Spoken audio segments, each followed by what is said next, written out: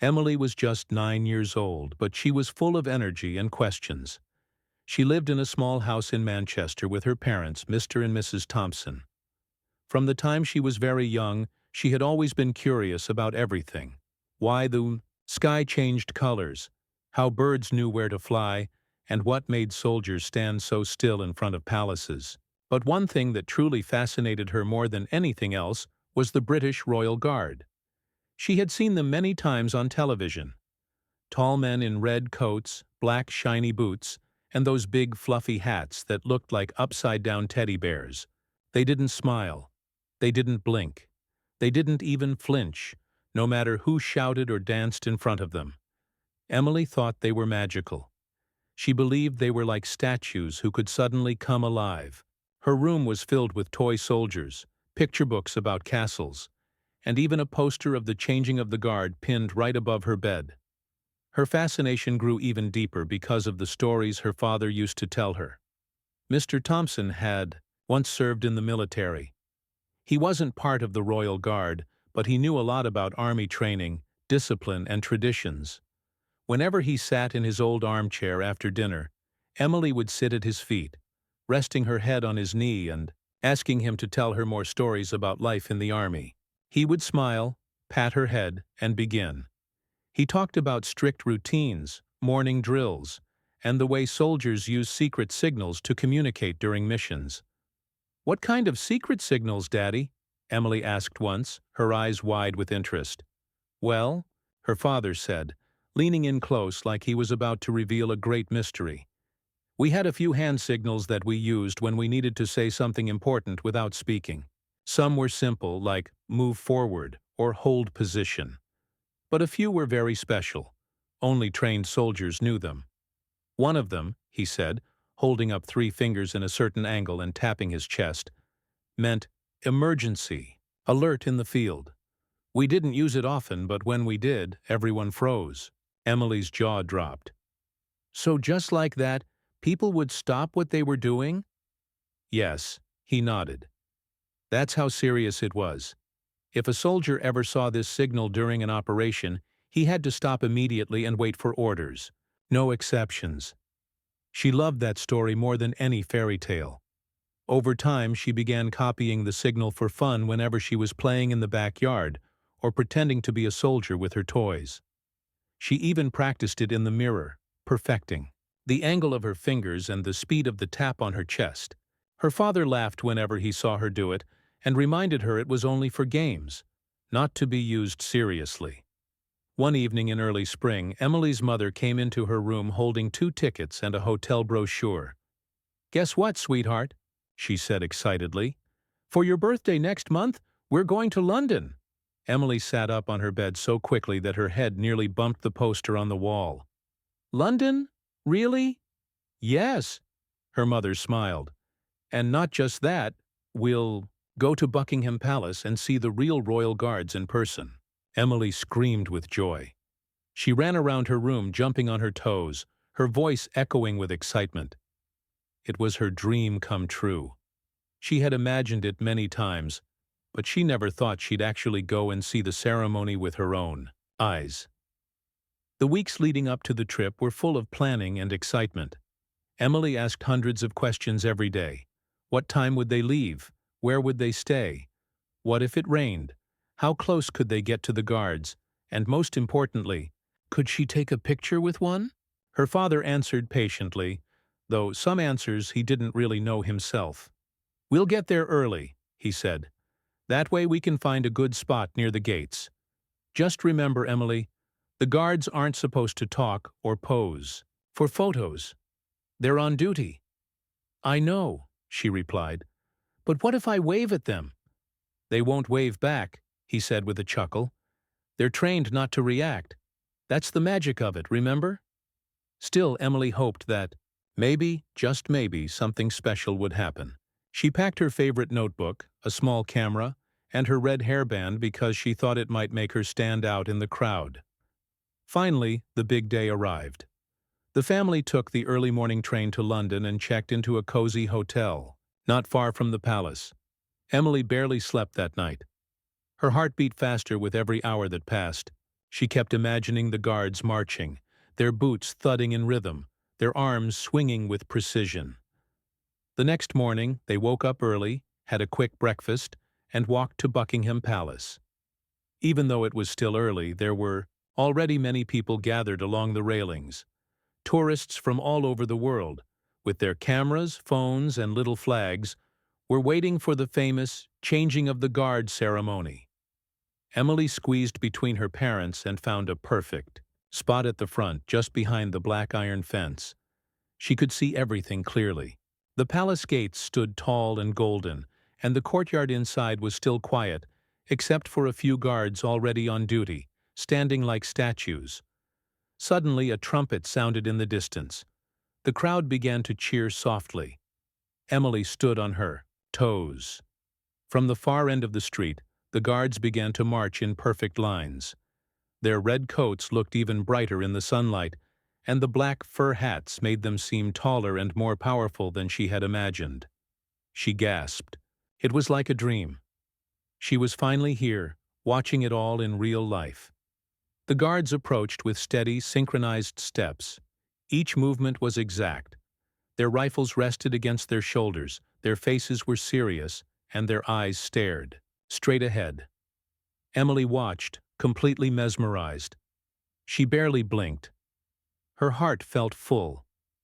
Then, without thinking, she remembered the hand signal, her father's special emergency alert gesture. It wasn't planned. It wasn't meant to cause anything. It was just a silly thought that popped into her head. I wonder, she whispered to herself, what if I try it? Just for fun? She raised her right hand slowly, forming the same three-finger shape her dad had shown her. She tapped her chest in the same pattern. She wasn't even sure if anyone would see her. But someone did. One of the guards marching in, the middle row, a young man with sharp features and alert eyes, caught sight of her through the corner of his eye. He didn't react immediately. But then he blinked.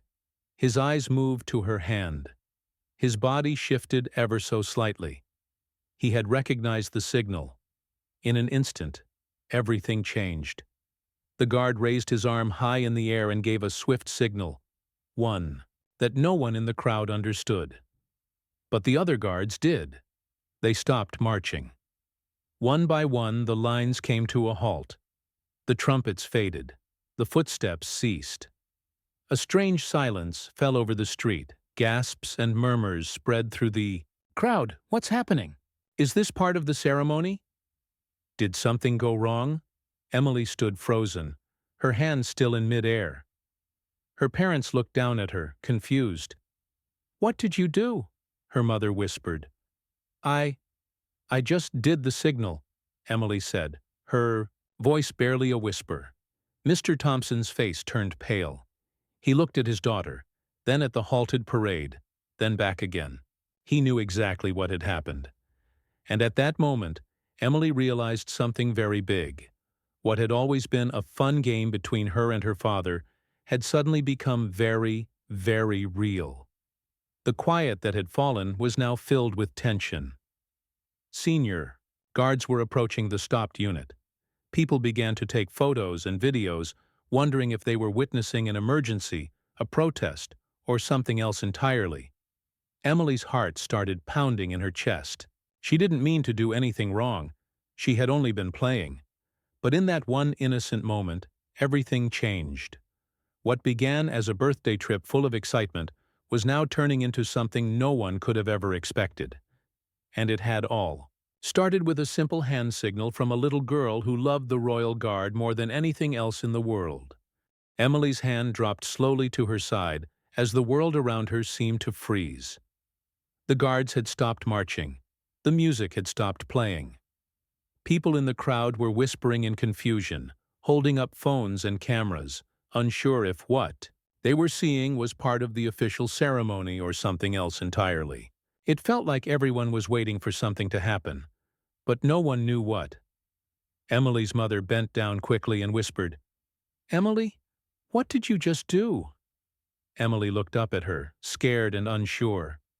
I just did the hand signal, the one Daddy taught me." Just for fun. I didn't think he would see me." Mr. Thompson, standing beside them, had already realized what was happening. His heart sank. He knew what the gesture meant in the military world, and he understood why the guard reacted that way. But he also knew that this was a serious situation. Things like this didn't just get laughed off, especially not in front of Buckingham Palace. The guard who had seen Emily's signal was now talking urgently with his senior officer. Though the guard's face was calm, there was tension in his eyes. He kept looking toward the railing, scanning the crowd, as if trying to locate the person who gave the signal. He was trained to react quickly to any military emergency, and he had followed his training perfectly. But now, even he was beginning to wonder what exactly he had seen. Why would someone use that signal here? Several other guards moved toward the side, forming a protective line, while others began checking the area near the front where Emily and her family stood. A royal officer in a navy blue uniform and gold badges approached the fence, his face serious but calm. "Excuse me," he said in a firm voice. "We need to ask a few questions. May I speak with the gentleman in the green jacket?" Mr. Thompson stepped forward immediately. "That's me." The officer pointed slightly. "Your daughter made a signal toward the Royal Guard. Our soldier interpreted it as a code used during military emergencies. Can you explain?" Emily looked up at her dad with tears beginning to form in her eyes. She was starting to realize that this wasn't a game anymore. She had caused something big, and she didn't know how to fix it. Mr. Thompson took a deep breath.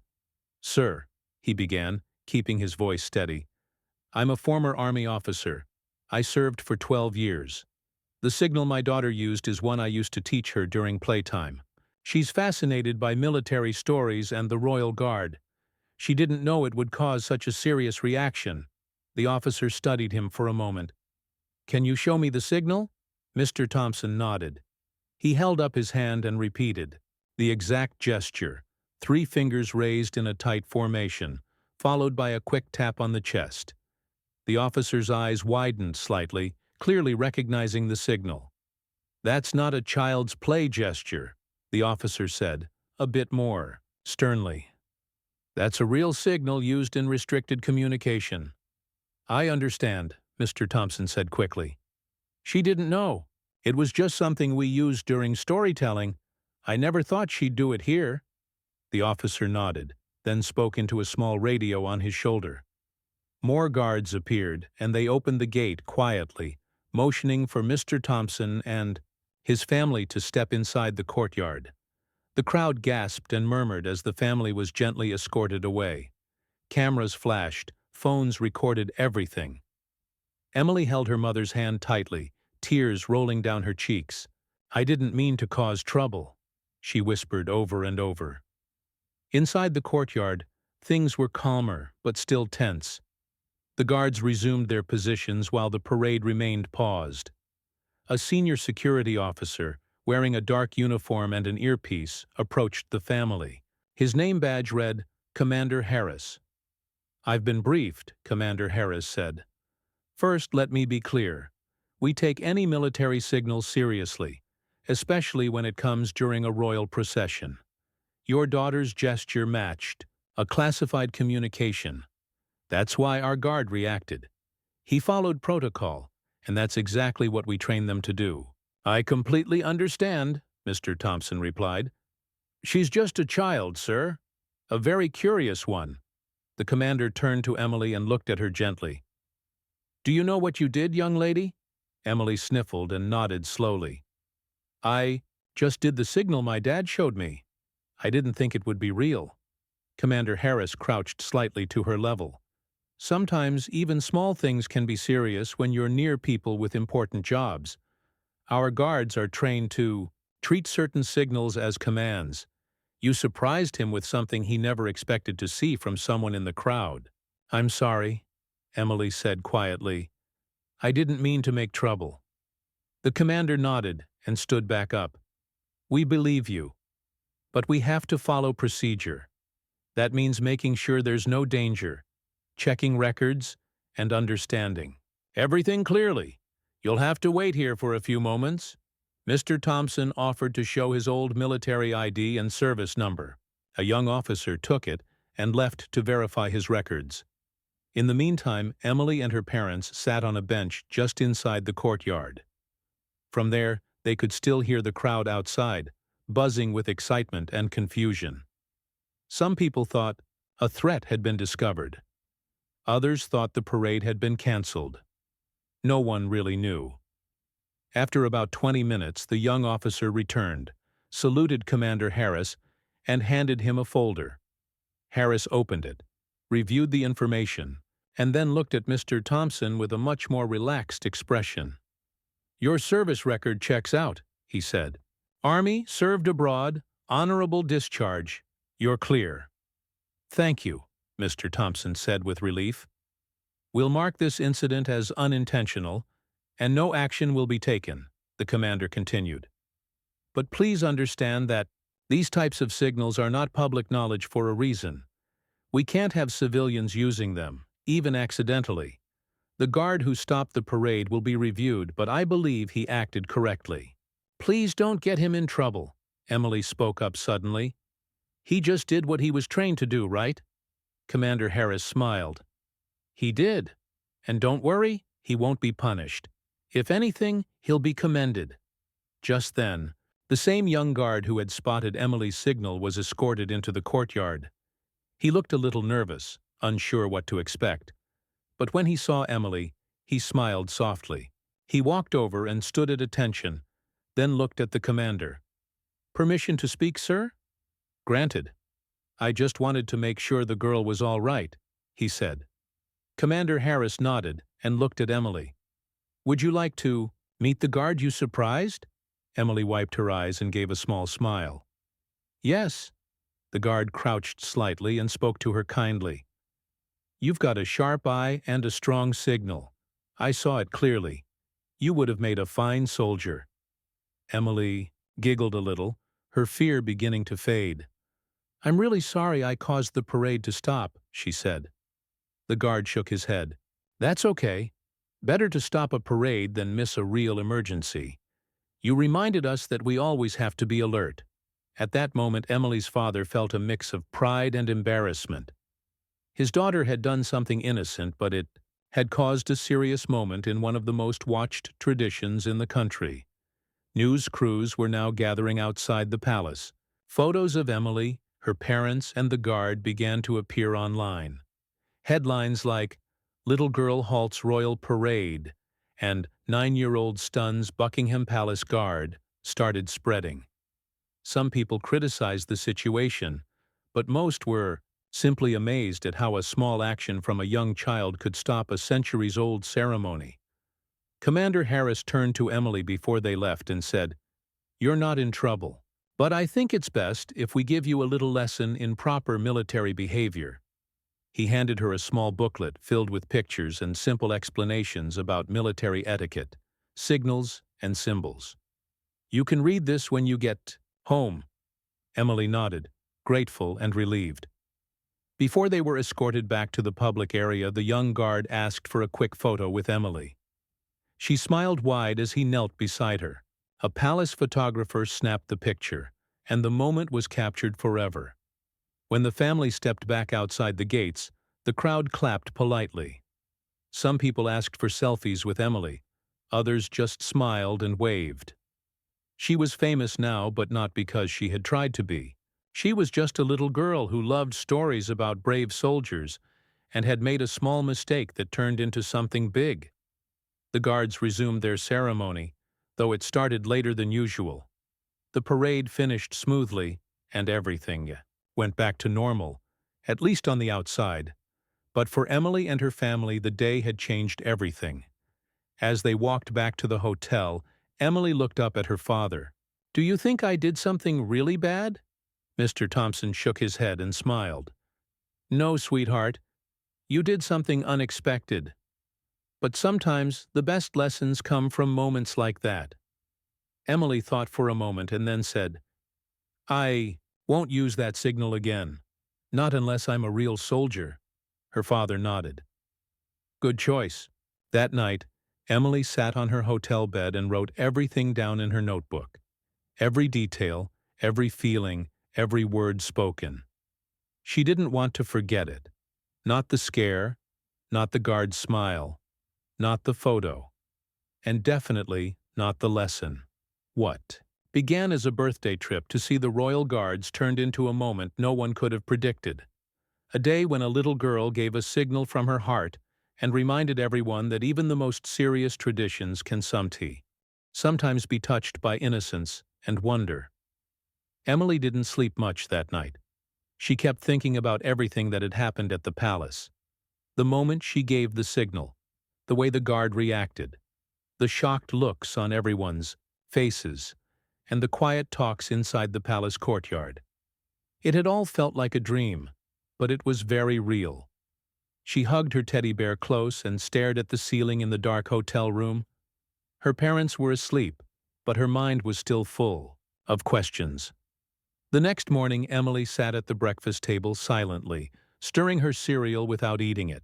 Her mom placed a gentle hand on her back and asked softly, "Still thinking about yesterday?" Emily nodded. Was it really that serious? Her dad took a sip of coffee and looked at her with a calm, steady face. Yes, it was serious, but it's okay now. You didn't mean any harm, and they know that. But the guards stopped the whole parade, she whispered. Because of me. Mr. Thompson leaned closer. He did what he was trained to do. And you reminded people that training works. In a way, you showed the world how sharp the Royal Guard really is. Emily blinked. Are people angry at me? Her mother smiled. Not at all. Actually, the internet is full of nice messages. Some people are calling you the little signal girl. Others say you're brave. Everyone knows it was just an accident. Emily felt a little better hearing that. Still, a small part of her wondered what would have happened if things had gone differently. What if she had done the signal somewhere else? What if the guard had jumped into action thinking it was a real emergency? She put down her spoon. Can we go back to the palace today? Her parents exchanged glances. Are you sure? Her mom asked. Emily nodded. I want to see the guards again, but this time, just to watch. An hour later, the family was back, in front of Buckingham Palace. The day was bright and sunny, and the area was already filled with tourists. But this time, something was different. Several people were pointing at Emily and whispering. A few even came up and asked for a picture. It seemed her face had become known overnight. Suddenly, a tall man in a dark suit approached them. He had a small earpiece in one ear and wore a badge with a royal crest. Are you the Thompsons? He asked politely. Yes, Mr. Thompson replied carefully. I have a message for you, the man said. The commander would like to see you for a few minutes, if you have time. Emily's heart jumped. Me? The man nodded. Yes, just a short meeting, nothing to worry about. They were escorted once again through the side gate, but this time it wasn't tense. The guards nodded as they passed. Emily noticed some of them smiling faintly when they saw her. A few even gave her small, respectful nods, like she was someone they remembered fondly. Inside a small royal office, Commander Harris greeted them warmly. He was more relaxed than the day before and even joked.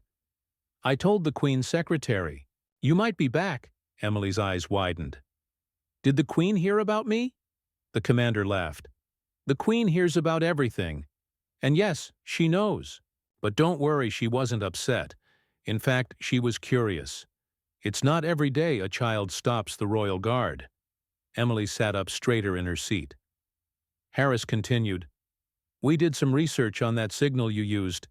It's not something most civilians would know. Even former soldiers don't usually share it. Where did you learn it again? Emily looked at her dad. Mr. Thompson replied, I taught it to her when she was younger, just as part of our bedtime stories and games. We used to play Mission Rescue and things like that. The commander smiled at Emily. Well, you remembered it perfectly. That guard yesterday told us he'd never seen it used so clearly. You caught his attention immediately. Emily blushed a little. "I have something for you," the commander added. He opened a drawer and pulled out a small red box. Inside was a shiny coin-like medal, with a symbol of the Royal Guard on it. "This isn't a military medal," he explained, "but it's a special token. We give it to civilians who help or support us in some way, and I think you deserve it, for reminding everyone how alert and ready our guards are." Emily's eyes lit up. "Thank you, but," the commander added kindly, "no more secret signals, okay?" Emily giggled. "Okay." As they left the office, the guard from the day before stood near the entrance. He wasn't in full ceremonial uniform this time. He looked more casual but still proud. He waved to Emily. "Hey, signal girl," he said with a smile. "You've become famous." Emily smiled shyly. "Do you still think I could be a good soldier one day?" The guard knelt in front of her and said, "You already have the heart of one. That's the most important part." On the way out, they passed another group of visitors being shown around. One of the guides whispered something to the group, and several people looked at Emily with admiration. Mr. Thompson shook his head and laughed quietly. "You've started something, kiddo, but the surprises weren't over yet." That evening, they got a phone call in their hotel room. The voice on the other end said it was from a television program. They wanted to invite Emily and her parents to a live interview the next morning. The show was very popular and watched by millions. The producer said, "People are inspired by her. We think this story is something special." Emily looked unsure, but her parents encouraged her gently. "Just be yourself," her mom said. "Tell the truth. That's all you have to do." The next day, Emily sat on a tall sofa next to her dad on the brightly lit TV set. The host smiled warmly and said, "We have a special guest today, a little girl who stopped an entire royal parade with a single hand signal. Please welcome Emily Thompson." People clapped, and Emily gave a nervous smile. The host asked her simple questions. "How did you learn the signal? What were you thinking?" "Were you scared?" Emily answered honestly. "I just did the signal my dad showed me. I didn't think it would work. But then everything stopped, and I got scared. I didn't want anyone to get in trouble." The host turned to Mr. Thompson. "You were in the Army, right? Did you ever think your old training would come back like this?" He smiled. "Not like this. I taught it to her for fun, during bedtime games. I never imagined she'd use it at Buckingham Palace." The host laughed and said, "Well, you've got the internet buzzing. Some say you should be training the next generation of soldiers." Emily looked down, blushing. But she felt proud. This wasn't a bad memory anymore. It was something she could learn from, something that made people smile. After the interview, the family received more messages, some from other veterans, thanking them for reminding the world how powerful signals can be. One message stood out the most. It came from a military hospital. A nurse wrote, "One of our patients, a wounded soldier who hasn't spoken in months, smiled for the first time when he saw Emily on TV. He said she reminded him of the daughter he hasn't seen in a year." Emily's mother read the message out loud, and they all sat in silence for a moment. That single message meant more than any medal or photo. That evening, as they prepared to return home, Emily sat by the window of the hotel room, staring out at the city. Lights. Her father came and sat beside her. "You know," he said, "sometimes we don't choose our big moments. They just happen." Emily nodded slowly. "I just wanted to see the guards up close." "And you did," he said. "And you gave the world something to talk about." "Am I really famous now?" she asked. Mr. Thompson chuckled. "Maybe for a little while, but what matters more is what you do next." Emily thought for a moment. "I want to learn more about the Army. The real one, not just bedtime stories." Her dad smiled proudly. "Then we'll learn together." Back at school the next week, Emily's teacher gave her time to tell the story to her classmates. Everyone listened with wide eyes. A few kids even asked if she was going to be on TV again.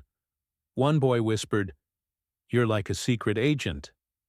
Emily smiled and replied, Maybe someday. The school principal gave her a small certificate of appreciation for outstanding responsibility in a surprising situation. It wasn't an official award, but it felt just as special. At home, Mr. Thompson placed the token from the Royal Guard inside a clear box on the shelf. One day, he said, you'll look back on this and remember that even a child's actions can reach across the world. Emily touched the glass gently. I'll never forget, and she meant it. What had started as an innocent signal turned into a story that connected strangers, reminded people of honor, and showed how even a little girl could bring a moment of magic to the gates of a royal palace. Emily's life changed after the trip to London. She was no longer just an ordinary schoolgirl from a quiet little town. Her story had traveled far and wide. Newspapers printed her picture with headlines like, "The brave girl who stopped the parade," and "The signal that shook the Royal Guard." Her friends called her Famous Emily, and some even asked for her autograph, which made her giggle and feel a little shy. But deep down, she remained the same sweet, curious girl who still loved bedtime stories and watching the clouds float in the sky. It had been a few weeks since she returned home. Things were slowly going back to normal. Emily's school routine resumed, and the excitement began to settle. But something inside her had changed. She felt stronger, more curious, and more connected to the world in a new way. The attention she got was nice at first, but now she wanted to understand more about why everything had happened and how much it mattered. One afternoon, her teacher called her aside after class. "Emily," she said with a gentle smile, "I received an email from someone in London. They're organizing a special event for children who've shown great courage, and they want you to attend." Emily's eyes widened. "Really? Me?" Her teacher nodded. "Yes. It's called the Young Inspirations Program. They invite kids who have done something brave or meaningful, and they learn about leadership, kindness, and teamwork. You'll meet children from all over the world. Would you like to go?" Emily didn't even have to think. "Yes, please." Her parents were surprised by the invitation but proud. "If this is something you want," her mom said, "we'll make it happen." A few weeks later, they packed their bags again. This time, Emily was not just a visitor. She was a guest of honor. The program took place in a large, beautiful building near London. It had huge glass windows, soft carpeted halls, and colorful banners that read, "Inspire, Learn, Lead." Children from many countries arrived one by one, each one with a story of their own. Some had saved others from accidents, some had stood up to bullies, and some had simply done kind and thoughtful things in their community. Emily was shy at first. She looked around the large hall and saw kids chatting and laughing. A girl named Amara from Kenya noticed her sitting alone and came to say hello. "You're the one who stopped the guards, right?" she asked with a friendly smile. Emily smiled and nodded. "Yes, it was kind of a mistake." Amara laughed. "Maybe, but not everyone's mistake gets shown on the news." Soon Emily was making new friends. Each day of the program was full of fun activities, group games, teamwork challenges, storytelling, and learning about different cultures. But what Emily loved most was something called the Real Heroes Session. Every afternoon, someone came to speak to the kids. Real soldiers, firefighters, nurses, and other people who had shown bravery and kindness in their lives.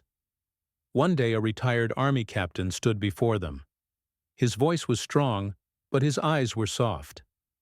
"Being brave," he said, "is not about being the loudest. It's about doing the right thing when it's hard or scary. Sometimes it's about staying calm when no one else is. And sometimes it's about asking for help when you're lost." Emily listened closely. She remembered how scared she had been after the parade stopped. She had almost cried, thinking she was in trouble. But now she saw that even her fear had been part of something bigger. At the end of that session, the captain invited any child to come up and share a moment they had felt brave. Emily hesitated. She didn't want to look like she was trying to get more attention, but then Amara nudged her gently. "Go," she whispered.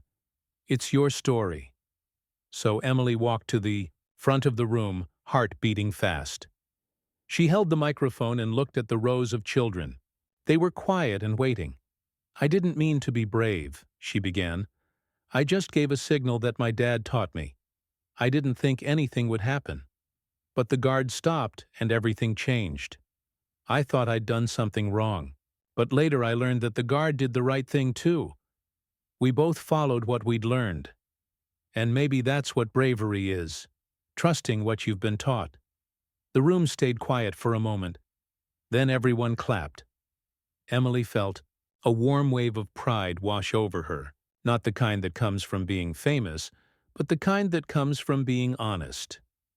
That night, Emily wrote in her journal, something she had started after the parade incident. "Today I learned that being small doesn't mean you can't do something big. Even if it's an accident, it can still teach people something. And I want to learn more, so I can do something big on purpose one day." The final day of the program was special. All the children were invited to a grand hall, where a small award ceremony was held. They didn't call it a competition. Everyone got a medal, but each medal was engraved with a different word. Words like courage, wisdom, kindness, and truth. Emily's medal said awareness. She turned to her dad and asked, "Why awareness?" He smiled. "Because you were aware of something others missed. And that awareness reminded people to pay attention. That's powerful." As the event ended, a woman from the royal office approached the Thompsons. She was kind and well-dressed, and she handed them a small envelope. Inside was an invitation, printed on thick paper with golden letters. It was a personal invitation to attend a royal tea party in the palace gardens, along with other families from the program. Emily's hands trembled a little. "Does this mean we're meeting the Queen?" The woman smiled. "You might, but more importantly, it's a celebration of people who've made a difference." On the day of the garden tea, everything felt magical. Long tables were set up under white tents. There were sandwiches, cakes, lemonade, and music playing gently in the background. Children ran across the green lawns, laughing and playing. Guards stood at a distance, but they smiled when they saw Emily. One even gave her a playful salute as Emily nibbled on a cookie. A hush fell over the crowd. A figure in a soft blue dress stepped onto the garden path. It was Her Majesty the Queen. She walked slowly, stopping to greet families, shake hands, and speak to children. When she reached Emily's table, the Queen smiled kindly. "So you're the young girl I've heard so much about." Emily stood up straight. "Yes, Your Majesty." "I hear you have quite the sharp eye," the Queen said gently. "You helped us all remember how important signals can be." Emily nodded, trying hard not to shake. The Queen leaned in slightly. "Never stop learning, young lady. The world needs more minds like yours." That moment stayed with Emily forever. As the sun began to set and the tea party came to an end, Emily and her parents sat quietly on a bench looking over the garden. Her dad said, "This all started with one small gesture." Emily smiled. "A signal. That's all it was." And yet, her mom added, "It led us here, to this moment." Emily nodded slowly. Maybe it was meant to happen. On the flight home, Emily stared out the window at the clouds. She didn't feel like a regular schoolgirl anymore. She felt like someone with a mission, someone who had stepped into a story and now wanted to keep writing it. Back in her hometown, people welcomed her warmly. Her school organized a special morning assembly where she was asked to speak to the students. She talked about what she had seen, what she had learned, and what bravery really meant to her now. She even brought her awareness medal to show the class. Soon after, the local library invited her to read to younger children once a week. Emily chose books about heroes, soldiers, kindness, and adventure. But she always ended the story time with one message. Sometimes, the smallest action can change everything. More people began asking Emily and her dad to speak at events. Veterans Day at the town square, Safety Week at school, and even a scout troop meeting. Each time, Emily told her story with honesty and wonder, not for fame, but because she wanted others to believe they mattered too. One evening, she sat beside her dad on the porch swing. The summer air was warm, and the sky was full of stars. "Dad," she said, "do you think I could really become a soldier one day?" He looked at her with pride. "If that's what you want, then yes. But even if you don't wear a uniform, you've already shown what a real soldier has: courage, calmness, and care for others." Emily leaned her head on his shoulder. "I think I want to help people. Maybe not just as a soldier. Maybe, I don't know yet." Her father smiled. "That's okay. You've already started the journey." Emily closed her eyes and remembered the moment the guard had stopped.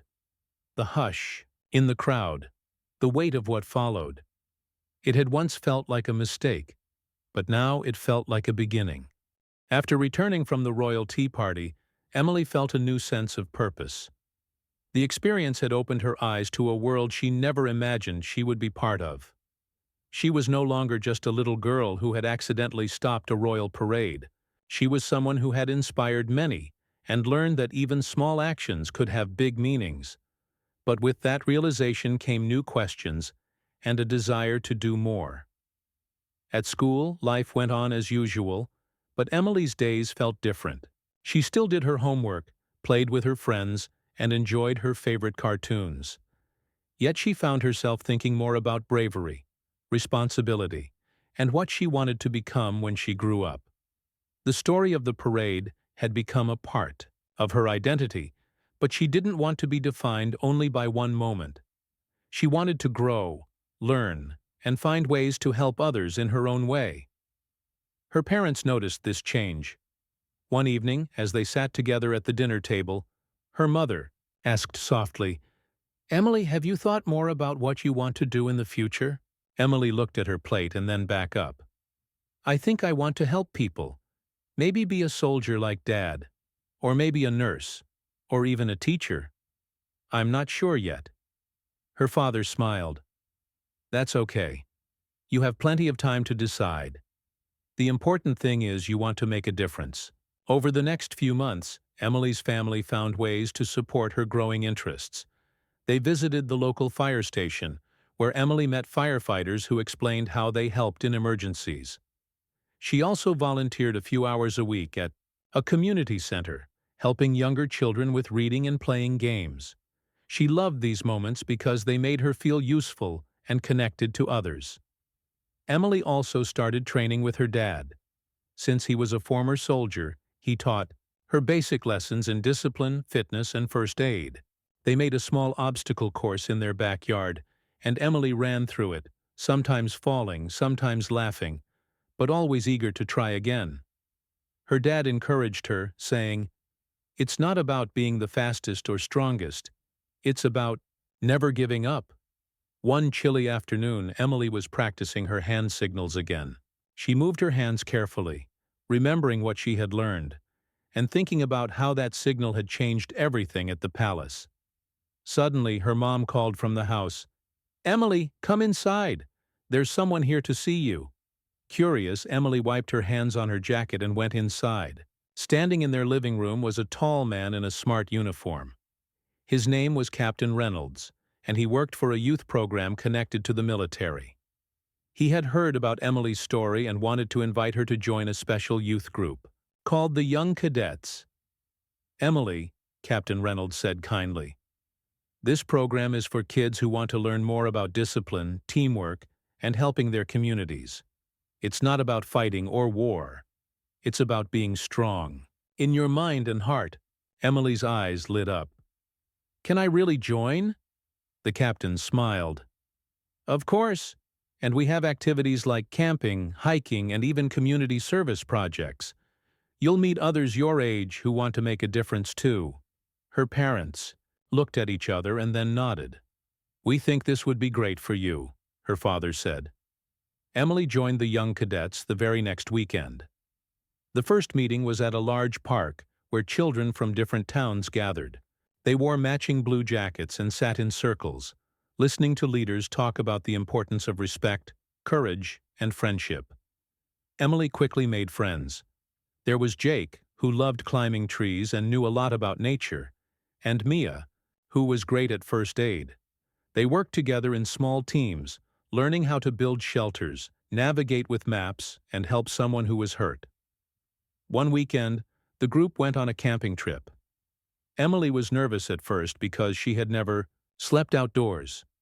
But as the night fell and the stars shone bright, she felt a calm she had never known before.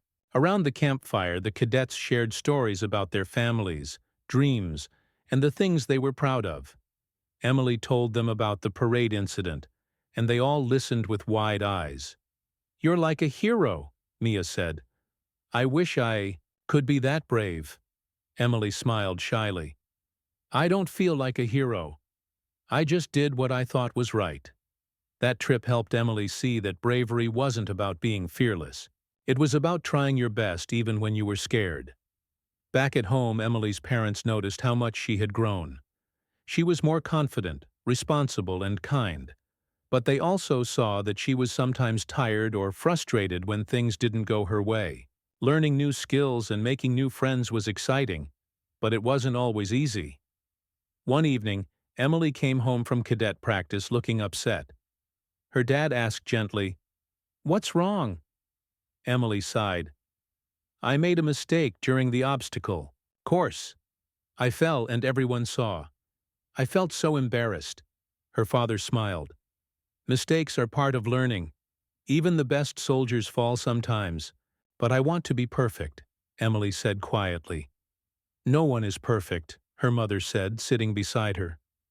"What matters is that you keep trying and don't give up." Emily nodded, feeling comforted. She realized that courage was not just about doing something big once, but about being willing to try again every day.